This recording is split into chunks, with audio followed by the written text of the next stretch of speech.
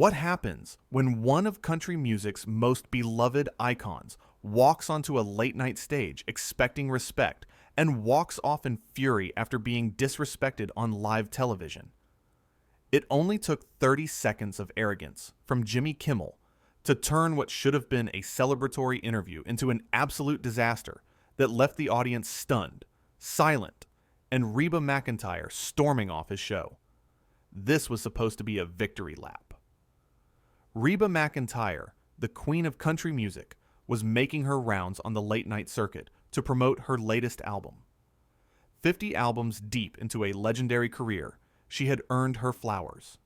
She had earned respect. She had earned basic human decency.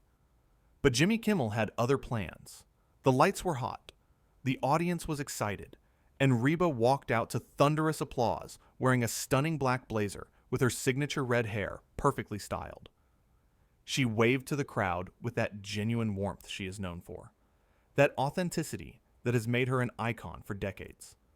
She settled into the guest chair with a smile, ready to talk about her music, her career, her life. Jimmy started the interview the way he always does, with that smug grin plastered across his face. "So Reba, welcome to the show," he said, leaning back in his chair like he owned the world. "I have to say, I am surprised you are still making albums. I mean, how many do you need?" The audience laughed nervously. Reba's smile tightened just slightly, but she maintained her composure. She is a professional. She has been doing this for 40 years. "Well, Jimmy, I make albums because I love making music and my fans love hearing it," she replied smoothly. "We just had 3 #1 singles off the last record, so I think people still want to hear what I have to say." Jimmy chuckled, but there was something dismissive in it. Right, country music fans. They will listen to anything with a twang and a pickup truck, am I right?" The audience went quiet. That uncomfortable kind of quiet where people do not know if they should laugh or cringe. Reba's expression shifted. The warmth drained from her eyes. "Excuse me?" she said, her voice calm, but with an edge sharp enough to cut glass. Jimmy did not read the room. He never does. "Oh, come on. I am just kidding around," he said, waving his hand dismissively. "But seriously, do you ever think about retiring? I mean, you have had a good run. Maybe it is time to let the younger artists have their moment." Reba sat up straighter in her chair. Her jaw tightened. "Jimmy, I have been in this business since before you knew what a microphone was," she said, her voice steady but pointed. "I have earned everything I have. Every single award, every single hit, every single fan. And I will continue making music as long as I want to, and as long as my fans want to hear it." The audience erupted in applause. People were clapping, cheering, supporting her. But Jimmy looked annoyed. He did not like losing control of his own show. He did not like being challenged. "Wow, touchy subject," he said with a fake laugh, looking at the camera like he was sharing an inside joke with the viewers. "I guess we cannot make jokes anymore without people getting offended." Reba's eyes flashed. "Making jokes is one thing, Jimmy. Being disrespectful is another. You invited me here to talk about my album, not to insult my career and my fans." Jimmy leaned forward, and his tone shifted. It got colder, meaner. "You know what, Reba? Maybe the problem is that you cannot take a joke. Maybe that is why your sitcom got canceled." The audience gasped. Actual gasps. You could hear them throughout the studio. That was a low blow, and everyone knew it. Reba's sitcom had been a massive success for 6 seasons, and bringing up its ending like it was some kind of failure was just cruel. Reba stood up. She did not storm off yet. She stood up slowly, deliberately, and looked Jimmy Kimmel dead in the eyes. "You know what, Jimmy? I have sat through a lot of interviews in my life. I have dealt with tough questions, awkward moments, even some criticism. But I have never, and I mean never, been treated with such blatant disrespect." Jimmy tried to backtrack, realizing maybe he had pushed too far. "Oh, come on, Reba. Sit down. We are just having fun here. Fun, Reba repeated, her voice rising slightly. You think insulting my fans is fun? You think mocking my career is fun? You think bringing up my show just to tear me down is fun? The audience was completely silent now. Every eye in that studio was locked on Reba. The cameras captured every second of it. This was not scripted. This was real. Jimmy's face flushed red. He was losing control, and he knew it. Listen, if you cannot handle a little ribbing, maybe you should not be doing interviews, he snapped. This is comedy. This is what I do. Reba shook her head slowly. No, Jimmy. What you do is punch down. What you do is use your platform to make yourself feel bigger by making your guests feel smaller. And I am not going to sit here and be part of it. She started to walk away from the chair. Jimmy called after her, his voice getting desperate. Reba, come on. Do not be like this. You are making a scene. She stopped and turned back to face him one last time. I am making a scene, she said, her voice incredulous. You spend 10 minutes insulting me and my fans, and I am the one making a scene? Jimmy stood up from behind his desk, trying to regain some authority. You know what? If you want to leave, then leave, but do not expect to come back on this show. Reba laughed, but it was not a happy laugh. It was the kind of laugh you give when someone says something so ridiculous you cannot believe they actually said it. Oh, Jimmy, trust me, I will never set foot on this stage again. And after tonight, I do not think you will have many country artists lining up to be humiliated by you, either. The audience started clapping again. Slowly at first, then louder and louder. People were standing up. They were applauding her. They were supporting her. And Jimmy just stood there behind his desk, looking absolutely furious. Get out then, Jimmy said, his voice cold and sharp. Get off my stage. Reba smiled at him, a smile that said she had already won. Gladly. She turned and walked toward the exit, her head held high, her shoulders back. The audience was on their feet now, cheering for her. The band did not know what to do. The producers were scrambling, and Jimmy just stood there, watching his show fall apart in real time. But Reba was not done yet. Just before she reached the exit, she turned back one more time and addressed the audience directly. You all deserve better than this, she said, gesturing toward Jimmy. You deserve hosts who respect their guests. You deserve comedy that does not rely on tearing people down. And you deserve better than him. The cheers were deafening. People were shouting her name. Reba! Reba! Reba! The chant filled the studio. Jimmy's face was bright red now. He was shaking with anger. Security! He yelled. Get her out of here! 2 security guards appeared, looking extremely uncomfortable. They approached Reba, but she held up her hand. I am leaving, she said calmly. You do not need to escort me. I know my way out. And she did. She walked out of that studio with her dignity intact, with the audience's support, and with her reputation not just unharmed, but enhanced. She had stood up to a bully. She had refused to be disrespected. She had shown everyone watching that you do not have to accept poor treatment just because someone has a platform. Back on stage, Jimmy was trying to regain control. He turned to the audience, attempting to laugh it off. Well, that was dramatic, he said, but his voice was shaky. Nobody laughed. The audience just stared at him. He tried again. Guess she really could not take a joke, huh? Still nothing. The silence was painful, awkward, heavy. One of his writers came out from backstage and whispered something in his ear. Jimmy's face went pale. He nodded, then looked at the camera. We are going to take a quick commercial break, he announced, and the camera cut away.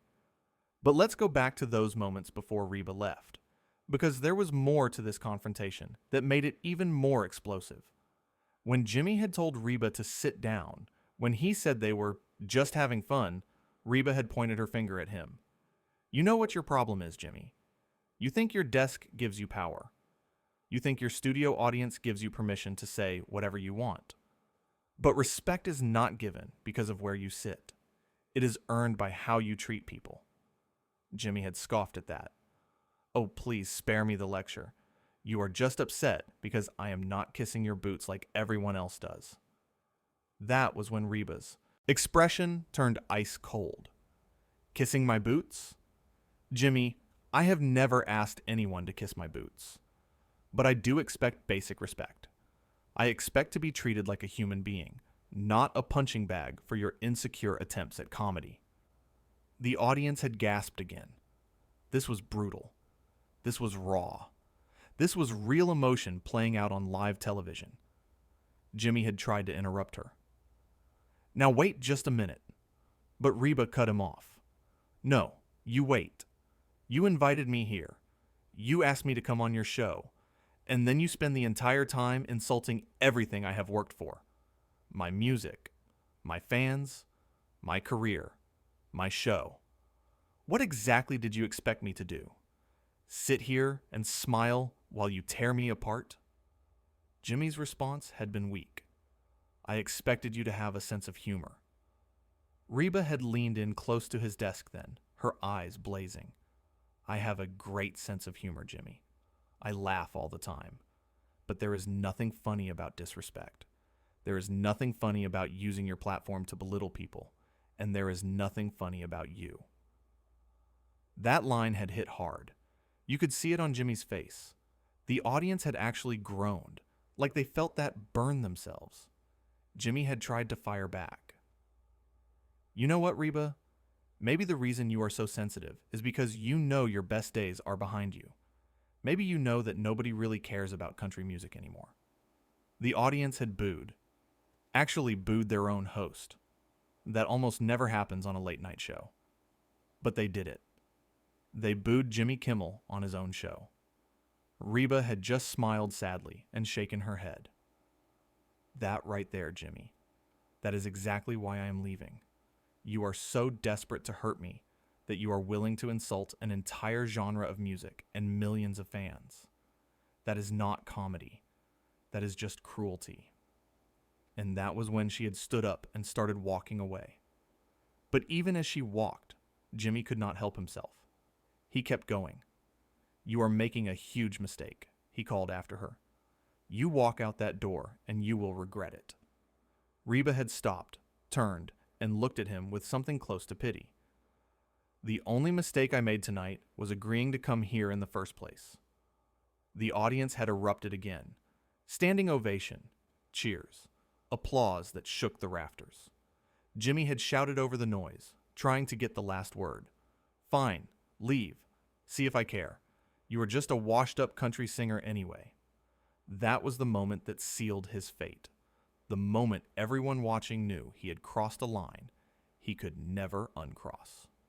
The audience went from cheering for Reba to openly hostile toward Jimmy. People were shouting at him, calling him out, telling him he was wrong. Reba had paused at those words. For just a second, she considered responding. But then she realized something. She did not need to. The audience was doing it for her. The court of public opinion had already made its judgment. Jimmy Kimmel had lost, and he had lost. Badly. So instead of responding, she just smiled, waved to the audience one more time, and walked out. The moment she disappeared through the exit, the studio fell into chaos. Audience members were shouting. Some were walking out themselves in protest. The producers were running around trying to figure out what to do. The band was just sitting there, instruments in hand, completely confused about whether they should play or not. Jimmy tried to address the audience again. Okay, everyone calm down, he said, but his voice was drowned out by the noise. Nobody was listening to him anymore. He had lost them. One woman in the front row stood up and pointed at him. You should be ashamed of yourself, she yelled. Reba McEntire is a legend, and you treated her like garbage. Other audience members joined in. Yeah, that was terrible. You owe her an apology. Jimmy's face cycled through emotions: anger, embarrassment, defensiveness, panic. He did not know what to do. He was not used to his own audience turning on him. He was not used to losing control like this. He tried to make a joke. "Wow, tough crowd tonight," he said with a forced laugh. Nobody laughed back. He tried again. "Come on, people. You all know how this works. We joke around. We have fun. Sometimes things get a little heated. It is all part of the show." A man in the middle section stood up. "That was not fun," he said loudly. "That was just mean. You were just plain mean to her." More people agreed. More voices joined in. It was turning into a full-scale revolt. Jimmy's producer rushed onto the stage and whispered frantically in his ear. Jimmy nodded, looking defeated. "We are going to take that commercial break now," he announced again, and this time the cameras actually cut. But according to people who were in the audience that night, what happened during that commercial break was even worse. Jimmy apparently stormed off the stage, yelling at his producers, his writers, anyone in his path. He was angry that nobody had warned him. Angry that nobody had stopped Reba from leaving. Angry that he had been made to look bad on his own show. But here is the thing. Nobody made him look bad except himself. Every word that came out of his mouth was his choice. Every insult, every dismissive comment, every cruel jab. That was all him. Meanwhile, Reba was backstage, being applauded by crew members. People were coming up to her, telling her how brave she was, how right she was, how much they respected her for standing up for herself. Her manager was there, furious at how she had been treated, already making calls to make sure this incident was documented properly. Reba was calm, though. Calmer than you would expect from someone who had just walked off a live television show. Because she knew she had done the right thing. She knew she had stood up not just for herself, but for every guest who had ever been disrespected, every artist who had ever been dismissed, every person who had ever been made to feel small by someone with a microphone and a platform. Back in the studio, Jimmy returned to his desk after the commercial break. The audience was still there, though noticeably smaller. Some people had actually left during the break. The energy was completely different. It was cold, hostile, uncomfortable. Jimmy tried to move on with the show. He introduced his next guest, a young comedian who looked absolutely terrified to be walking into this disaster.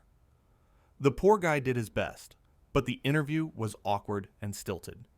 The audience barely responded. The whole thing felt like a funeral. Throughout the rest of the show, Jimmy kept trying to make jokes about what had happened, trying to control the narrative, trying to make it seem like Reba had overreacted. But every attempt fell flat. The audience was not buying it.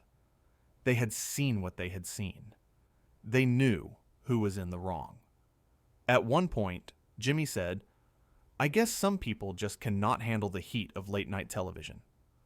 Someone in the audience yelled back, "Or maybe you just cannot handle treating people with respect." The cameras did not show who said it, but you could hear it clearly, and you could see Jimmy's face tighten in response. The show limped to its conclusion. The closing segment was rushed and awkward. When Jimmy signed off, his usual cheerful goodbye felt hollow and forced. As soon as the cameras stopped rolling, he left the stage without acknowledging anyone. But the real impact of that night was not what happened in the studio.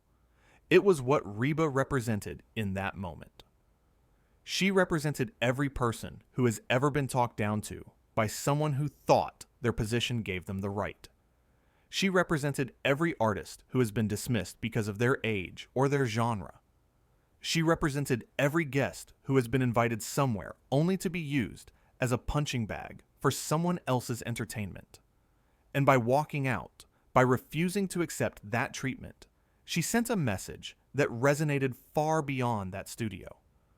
She sent a message that you do not have to smile and take it. You do not have to let people disrespect you just because they have a platform. You do not have to sacrifice your dignity for someone else's amusement. The confrontation lasted less than 15 minutes from start to finish, but those 15 minutes captured something raw and real.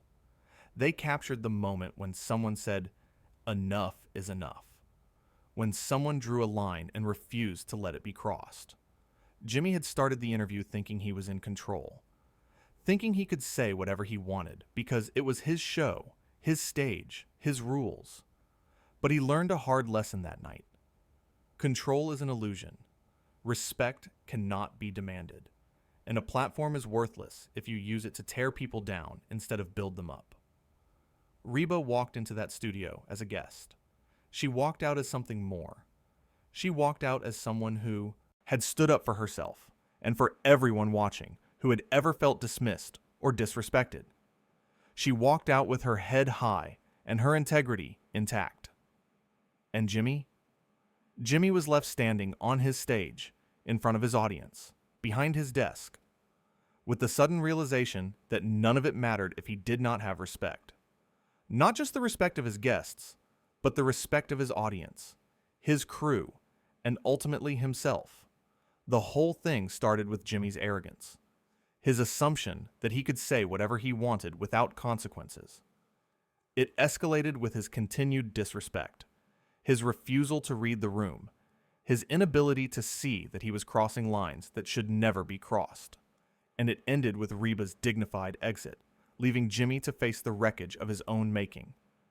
In those final moments before she left, when the audience was chanting her name, when Jimmy was yelling for security, when the whole studio was in chaos, there was a clarity to it all. Good and bad were not ambiguous. Right and wrong were not debatable. Reba was right. Jimmy was wrong, and everyone watching knew it. That is what made this moment so powerful. It was not complicated. It was not nuanced. It was simple and clear. One person treated another person with disrespect, and that person refused to accept it. That is all it took. 30 seconds of arrogance led to 15 minutes of confrontation that ended with one of the most dramatic exits in late-night television history. Reba McEntire walked off Jimmy Kimmel's show, and in doing so, she walked into a moment that defined what it means to stand up for yourself, to demand respect, and to never let anyone make you feel less than you are, no matter how big their platform or how loud their voice.